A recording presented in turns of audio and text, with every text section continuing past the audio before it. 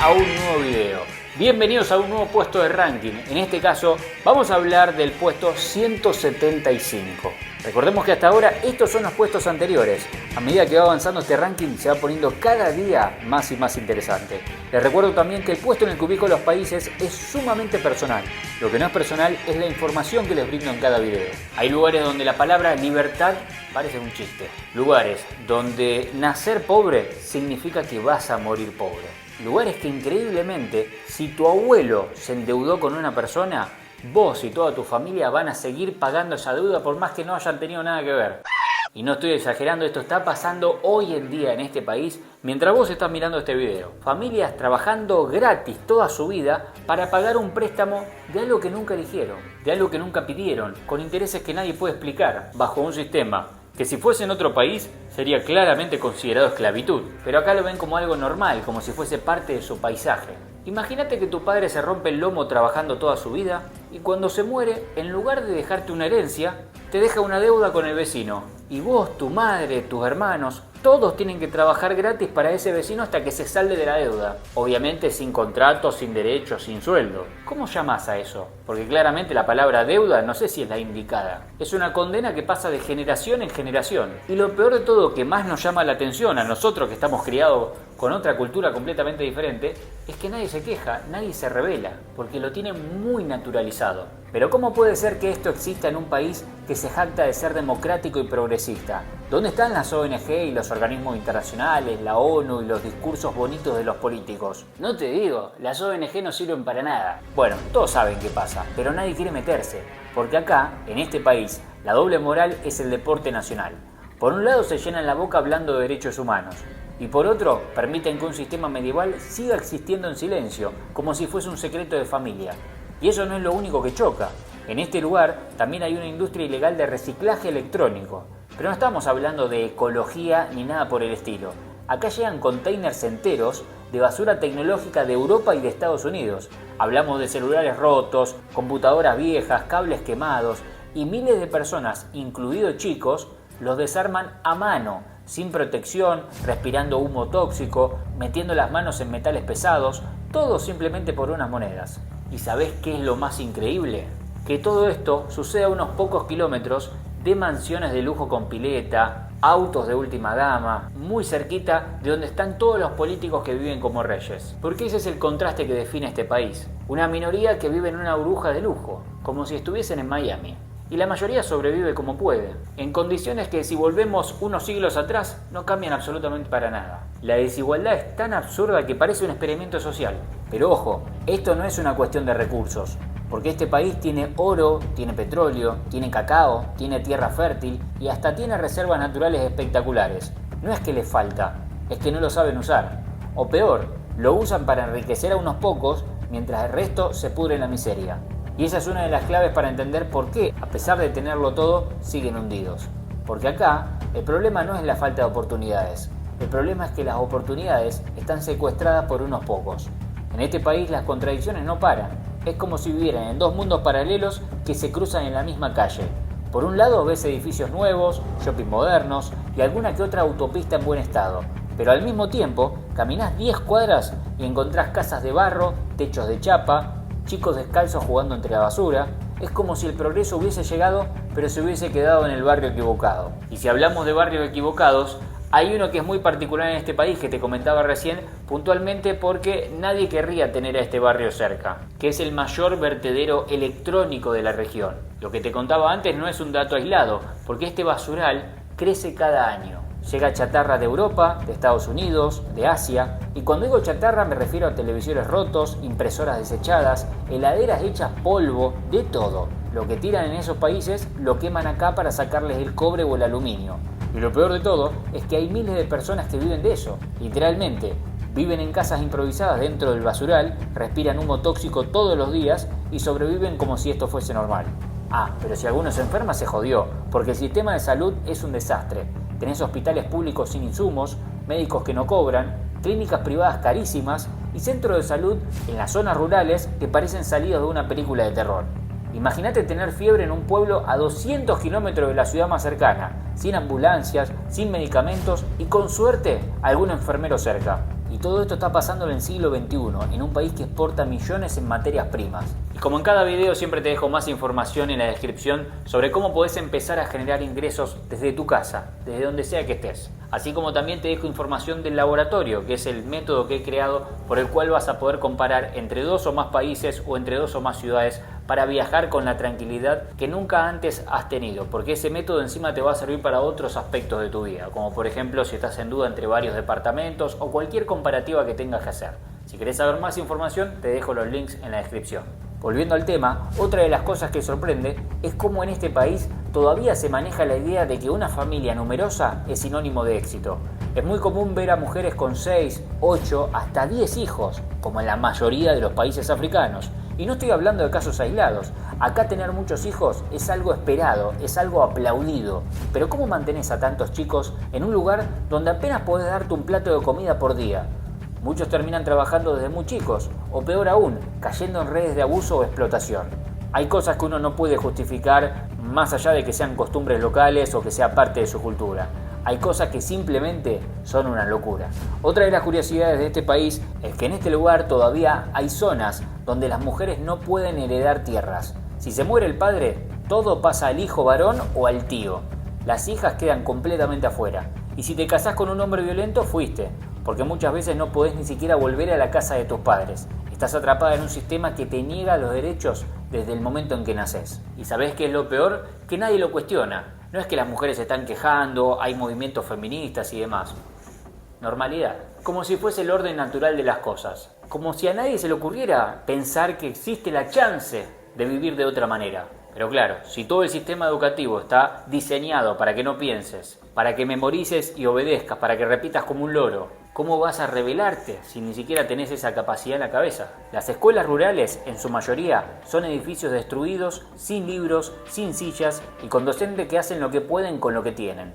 Así todo, ¿cómo se supone que puedan llegar a cambiar algo? Todo esto es increíble cómo está pasando hoy. No en el siglo pasado, no estamos hablando de historia, estamos hablando del presente. Hoy, en el momento en que estás viendo este video. O sea, todas las imágenes que yo te voy mostrando en este video forman parte de la realidad actual de este país. A este lugar muchos los ven como un destino turístico exótico, con playas hermosas, con parques naturales, con mercados llenos de colores, pero detrás de esa postal hay una realidad que nadie te muestra. Una realidad donde la pobreza no es casualidad, es una decisión estructural. Y si no se cambia de raíz, va a seguir igual, o incluso peor.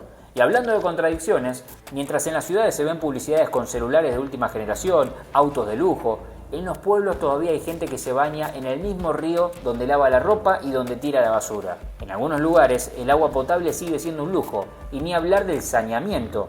Hay zonas enteras donde ni siquiera existen cloacas y donde la gente tiene que improvisar letrinas al lado de sus casas. Pero eso no es lo más impactante de este lugar. Como te comentaba al inicio, lo que más me llamó la atención a la hora de investigar cómo se vive en este país es que todavía existe lo que se llama la esclavitud por deuda. Suena algo medieval, pero todavía está pasando al día de hoy. ¿Qué es lo que pasa? Que la esclavitud parece solo mal vista cuando fue hecha de blancos hacia personas negras, cuando fue hecha entre asiáticos o cuando fue, que hasta el día de hoy, o cuando hoy en día, al momento que vos ves este video, sigue pasando en algunos países de África, no se menciona, no se cuestiona, no le hacen pedir perdón entre africanos, de los que han sido esclavizados y todo eso, solamente agarran a los pelotudos. Cuando digo pelotudos, se la agarran con el hombre blanco, que es el que quieren destruir. Pero ese es otro tema que suelo tratar más en mi canal principal, Pato Bonato.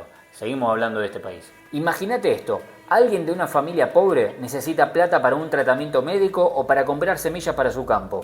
Le pide un préstamo a algún terrateniente local y como no puede devolverlo, termina trabajando para él toda su vida. Lo mismo pasa con sus hijos y los hijos de sus hijos. Es como una cadena de servidumbre moderna donde nunca llegás a saldar la deuda, es imposible. Y lo peor es que la mayoría lo ve como algo normal, como la única salida. Y en ese contexto también está el tema de los rituales. Ya lo venimos viendo en otros países de África y acá tampoco es la excepción. La brujería no es cosa del pasado, es parte del presente, del día a día de la gente que vive en este país. Se hacen rituales para conseguir trabajo, para curar enfermedades, para hacer daño a enemigos, para buscar fertilidad. Algunos de estos rituales incluyen sacrificios de animales, objetos personales e incluso cosas mucho más turbias. Hay barrios enteros donde no se mueve una hoja sin que el brujo de turno dé su aprobación. Y no estamos hablando de gente que no va a la escuela o gente que no tiene ningún tipo de educación. También hay políticos, empresarios, profesionales que recurren a este tipo de prácticas. Otro punto que define mucho la vida en este país es la desconfianza. Acá la palabra confianza está completamente rota. La gente no confía en el gobierno, no confía en la policía, no confía en la justicia y muchas veces ni siquiera en sus propios vecinos. El resultado, una sociedad que vive con miedo, donde la ley se aplica según quién seas, según cuánto pagues o a quién conozcas. Si tenés un problema y no tenés contactos, cagaste, así de simple. Y no todo tiene que ver con lo económico. Al igual que sucede en la mayoría de los países africanos, en este lugar también hay un tema muy profundo con la identidad. En este país conviven más de 70 grupos étnicos diferentes, cada uno con sus propias costumbres, idiomas, creencias y modos de vida. Suena lindo en el papel o en una foto como un festival multicultural donde están todas las tribus y demás, pero en la práctica esto genera fragmentación, tal como lo vemos en Europa, en lo macro, cuando empezaron a meter todo tipo de culturas y hoy en día Europa es multicultural y se cagaron todas las culturas, porque vas a Noruega y lo que menos ves son noruegos, porque vas a Alemania y no encontrás alemanes, porque vas a Francia y no sabés si el avión se equivocó y llegó a África. En lo micro, o sea dentro de este país por ejemplo, tampoco es la excepción, tampoco funciona la multiculturalidad, porque a esto se le suma que es difícil encontrar un sentimiento de unidad nacional, porque tienen más sentimiento de unidad con sus propias tribus, con sus propias identidades fragmentadas dentro de este país. Cada grupo se maneja como puede de forma aislada y eso dificulta cualquier intento de tratar en conjunto de construir algo mejor. Y si hablamos de idioma, hay una situación bastante peculiar. Aunque el inglés es una de las lenguas oficiales, gran parte de la población no lo habla bien o directamente no lo entiende. ¿Y entonces cómo se comunican entre sí? A través de dialectos locales o de lenguas tribales que cambian cada 100 kilómetros.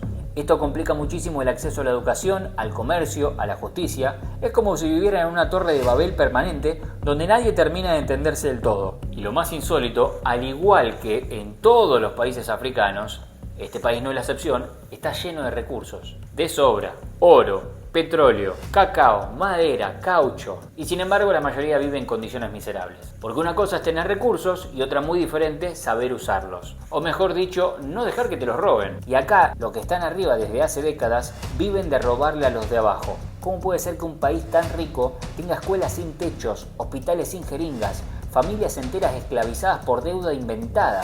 Esa es la pregunta que nadie quiere responder, pero son preguntas que alguien tiene que empezar a hacerse si quieren mejorar el día de mañana. Y si todo esto te parecía un poco chocante, un poco fuerte, espera a ver lo que sigue. Porque hay un tema que la mayoría no habla, pero afecta el día a día de millones de personas que viven en este país. Estoy hablando del transporte público. Suena simple, ¿no? Pero es un reflejo brutal del caos generalizado en el que vive la gente en este país. En muchas zonas, directamente no existe algo que se pueda llamar sistema de transporte. No hay horarios, no hay paradas, no hay seguridad. Tenés que subirte a lo que venga, una moto con 3 personas, una camioneta sin frenos, un colectivo que parece una caja de sardinas y que sale cuando se llena. Y en medio de ese caos hay algo que se repite todos los días: los accidentes. Mueren miles de personas cada año en rutas que parecen trampas mortales. No hay semáforos, no hay señalización, no hay banquinas, no hay reglas claras. Y si hay reglas, nadie las cumple. ¿Quién controla? Nadie. Acá los choferes manejan como si fuesen los dueños de la calle.